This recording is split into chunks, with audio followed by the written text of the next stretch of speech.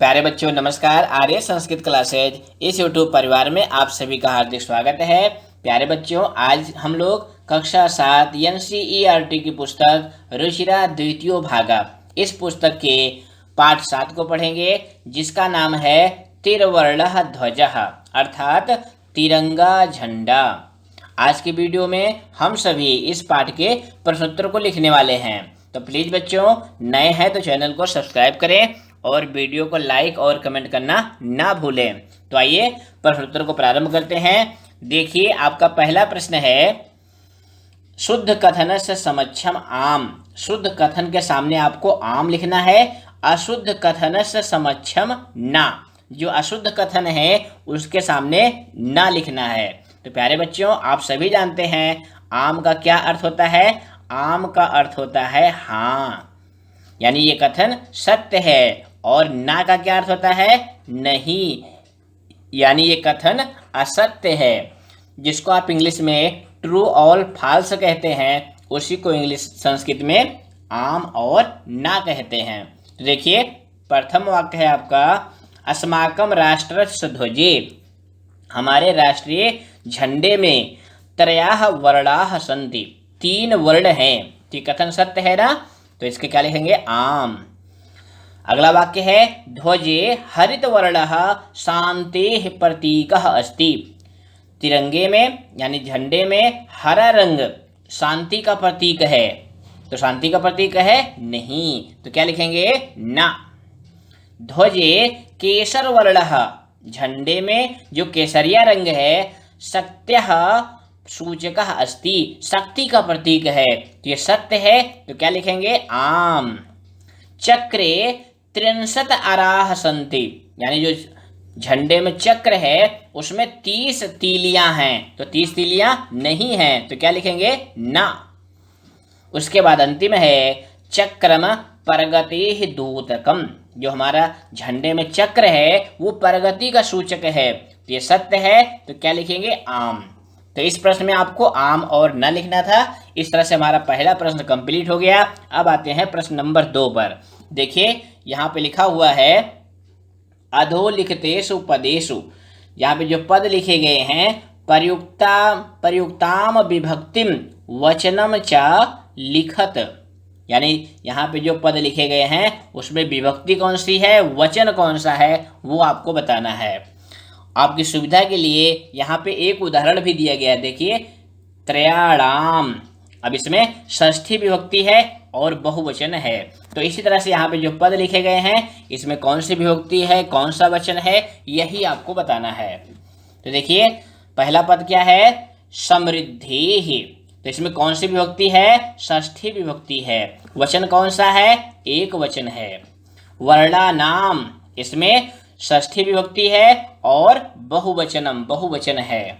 उत्साहस्य, अब उत्साहस्य देखने से पता चल गया ना कौन सी विभक्ति है, षष्ठी विभक्ति है। और वचन कौन सा है, एक वचनम, एक वचन है। नागरिकैहि, नागरिकैहि हमारे कौन सी विभक्ति है, तृतीया विभक्ति है। जैसे बालक का बनता है बालकैहि, वैसे नागरिकैहि। अब इसमें वचन कौन सा है, बहुवचनम, बहुवचन है। सात्विकतायाः, अब इसमें कौन सी विभक्ति है, षष्ठी विभक्ति है। वचन कौन सा है, एक वचनम, एक वचन है। प्राणानाम, अब यहाँ नाम मिल गया ना, तो नाम मतलब षष्ठी, और वचन कौन सा है, बहुवचनम, बहुवचन है।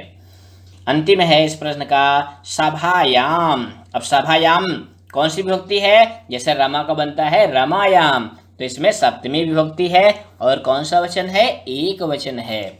तो इस तरह से हमारा प्रश्न नंबर 2 भी पूरा होगा। अब आते हैं प्रश्न नंबर 3 पर। देखिए, लिखा हुआ है, एक पदेन उत्तरत, यानी जितने प्रश्न लिखे गए हैं उनका उत्तर आपको एक पद में यानी एक शब्द में लिखना है। पहला प्रश्न है आपका, अस्माकं ध्वजे कति वर्णाः सन्ति। हमारे झंडे में कितने रंग हैं, तो कितने रंग हैं, त्रयः, 3 रंग हैं। तिर्वर्णे ध्वजे शक्त्याः सूचकः का वर्णः। तिरंगे झंडे में शक्ति का सूचक कौन सा रंग है, तो कौन सा रंग है, केसर वर्णः। जो हमारा केसरिया रंग है वही शक्ति का सूचक है। अशोक चक्रम कस्य द्योतकम अस्ति। जो अशोक चक्र है वो किसका प्रतीक है? तो किसका प्रतीक है? प्रगतेः, प्रगति का सूचक है। त्रिवर्णः ध्वजः कस्य प्रतीकः। जो हमारा तिरंगा झंडा है वह किसका प्रतीक है? तो किसका प्रतीक है? राष्ट्र गौरवस्य, राष्ट्र गौरव का प्रतीक है। वो हमारे देश का स्वाभिमान है, सम्मान है। अब आते हैं प्रश्न नंबर 4 पर। देखिए लिखा गया है एक वाक्येन उत्तरत। ये इसका उत्तर आपको एक वाक्य में लिखना है। एक वाक्य और एक पद का अंतर समझिए बच्चों। एक वाक्य का मतलब फुल सेंटेंस में, और एक पद का मतलब एक शब्द में आपको उत्तर लिखना है। तो इसका उत्तर आपको फुल सेंटेंस में लिखना है। देखिए पहला प्रश्न है अस्माकं ध्वजस्य श्वेतवर्णः कस्य सूचकः अस्ति। हमारे झंडे का जो सफेद रंग है वह किसका सूचक है? तो इसका उत्तर लिखेंगे अस्माकं ध्वजस्य श्वेतवर्णः। हमारे ध्वज का जो श्वेत वर्ण है सात्विकतायाः शुचितायाः च सूचकः अस्ति। वो सात्विकता का और पवित्रता का प्रतीक है। अगला प्रश्न है अशोक स्तंभः कुत्र अस्ति। अशोक स्तंभ कहाँ है? तो प्यारे बच्चों आपने पाठ पढ़ा है ना, अशोक स्तंभ सारनाथे अस्ति। जो अशोक स्तंभ है वो सारनाथ में है। त्रिवर्ण ध्वजस्य उत्तोलनम कदा भवति। तिरंगे झंडे को कब फहराया जाता है? तो आप सभी जानते हैं ना, क्योंकि आपके विद्यालय में भी फहराया जाता है। तो क्या लिखेंगे उत्तर? त्रिवर्ण ध्वजस्य उत्तोलनम स्वतंत्रता दिवसे गणतंत्र दिवसे च भवति। तिरंगे झंडे को कब फहराया जाता है? स्वतंत्रता दिवस पर और गणतंत्र दिवस पर। अंतिम प्रश्न है अशोक चक्रे कति आराह सन्ति। अशोक चक्र में कितनी तीलियां हैं? तो इसका उत्तर लिखेंगे अशोक चक्रे चतुर्विंशति आराह सन्ति। अशोक चक्र में 24 तीलियां हैं। इस तरह से हमारा प्रश्न नंबर 4 भी पूरा हुआ। अब आते हैं प्रश्न नंबर 5 पर। देखिए इसमें लिखा गया है अधोलिखित वाक्येषु। नीचे लिखे हुए वाक्यों में रेखांकित पदान आधारित, रेखांकित पद को आधार बना करके प्रश्न निर्माणम कुरुत। प्रश्न निर्माण करना है, यानी हर वाक्य में एक पद जो है रेखांकित है, अंडरलाइन है, उसी को बेस बना करके, आधार बना करके आपको प्रश्न का निर्माण करना है। तो देखिए पहला वाक्य है अस्माकं त्रिवर्ण ध्वजः विश्व विजयी भवेत्। हमारा तिरंगा झंडा विश्व विजयी होवे। तो त्रिवर्ण ध्वजः इसको हटा करके प्रश्न निर्माण करना है। तो कैसे करेंगे? देखिए अस्माकं कः विश्व विजयी भवेत्। हमारा क्या विश्व विजयी हो। अगला है स्वाधर्मात् प्रमादम वयम न कुर्याम। स्वाधर्मात् अपने धर्म से, प्रमाद, प्रमाद मतलब आलस्य या असावधानी, वयम ना कुर्याम हम सभी को नहीं करना चाहिए। तो प्रश्न हो जाएगा स्वाधर्मात् किम वयम ना कुर्याम। अपने धर्म से हमें क्या नहीं करना चाहिए। अगला वाक्य है एतत् सर्वम, यह सब कुछ अस्माकं नेतॄणां सद्बुद्धेः सत्फलम। हमारे नेताओं की सद्बुद्धि का फल है। तो सद्बुद्धेः यानी सद्बुद्धि का। तो प्रश्न बनेगा एतत् सर्वम अस्माकं नेतॄणां कस्य सत्फलम। कस्य मतलब किसका, और सद्बुद्धि मतलब सद्बुद्धि का। अंतिम वाक्य है शत्रूणां समक्षम विजयः सुनिश्चितः भवेत्।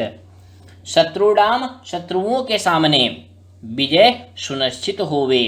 तो शत्रुओं के, तो प्रश्न बनेगा केषां समक्षम विजयः सुनिश्चितं भवेत्। किसके सामने विजय सुनिश्चित होवे। उसके बाद प्यारे बच्चों आपका प्रश्न नंबर 6 है। देखिए लिखा गया है इसमें उदाहरण अनुसारम समुचितैः पदैः रिक्त स्थानानि पूरयत।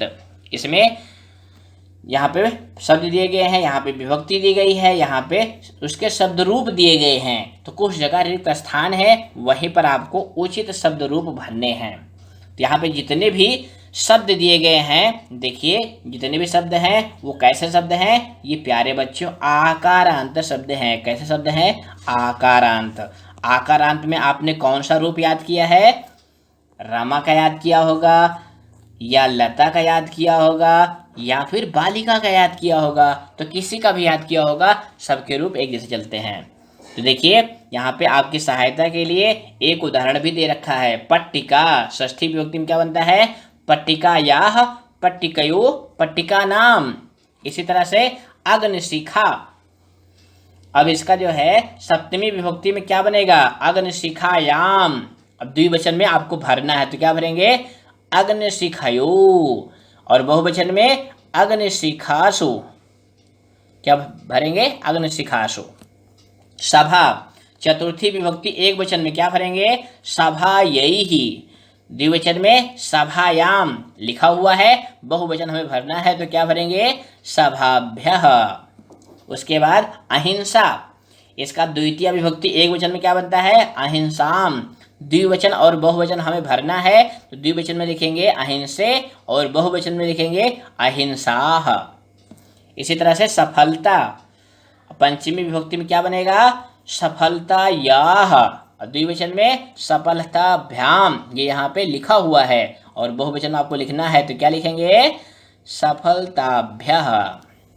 सूचिका, सूचिका मतलब क्या होता है? सुई। और तृतीय विभक्ति एक वचन में क्या बनता है? सूचिकया। द्विवचन और बहुवचन आपको भरना है तो क्या लिखेंगे? सूचिकाभ्याम, सूचिकाभिः। तो इस तरह से अब यहाँ पे क्या करना है? जो भरने वाले पद हैं उनको आप ब्लैक कर देंगे तो पता चलेगा कि आपने किसको किसको भरा हुआ है। अब आते हैं प्रश्न नंबर 7 पर। देखिए इसमें लिखा हुआ है समुचित मेलनम कृत्वा लिखत। समुचित मेलन यानी मिला करके आपको लिखना है। तो कैसे मिलाएंगे? देखिए केसर वर्णः, अब जो केसरिया रंग है वो किसका सूचक है? तो यहाँ मिलाएंगे शौर्यस्य त्यागस्य च सूचकः। जो केसरिया रंग है वो वीरता का और त्याग का प्रतीक है। हरित वर्णः, हरा रंग किसका प्रतीक है? सुषमायाः उर्वरताया च सूचकः। जो हरा रंग है वो सुंदरता का और हरियाली का और उर्वरता का सूचक है। अशोक चक्रम, अशोक चक्र किसका प्रतीक है? तो इसको मिलाएंगे परगतेः न्यायस्य च परवर्तकम। जो हमारा अशोक चक्र है वो प्रगति का सूचक है और न्याय का सूचक है। तिरवर्ण ध्वजः, इसको किससे मिलाएंगे? स्वाधीनतायाः राष्ट्र गौरवस्य च प्रतीकः। जो हमारा तिरंगा झंडा है वो हमारी स्वतंत्रता का और राष्ट्र के गौरव का प्रतीक है। अब जो अंतिम रह गया है तिरवर्ण ध्वजस्य स्वीकरणम 22 जुलाई 1947 तमे वर्षम जातम। यानी जो तिरंगा झंडा है उसको कब स्वीकार किया था हमारे देश ने? 22 जुलाई 1947। प्यारे बच्चों यहाँ पे थोड़ा ध्यान दीजिएगा कि हमारा देश कब आज़ाद हुआ था? 15 अगस्त 1947 को। ध्यान से सुनिएगा, ये आपका जीएस है यानी जनरल नॉलेज है। हमारा देश 15 अगस्त 1947 को आज़ाद हुआ था, लेकिन हमारे तिरंगे को कब स्वीकार किया गया था? 22 जुलाई 1947 को, यानी स्वतंत्रता के पहले। तो ये डेट भी आपको याद रखनी है। तो प्लीज़ बच्चों वीडियो पसंद आए तो इसको लाइक करें और अपने दोस्तों को भी शेयर करें। तो फिर मिलेंगे बच्चों अगली वीडियो में। धन्यवाद।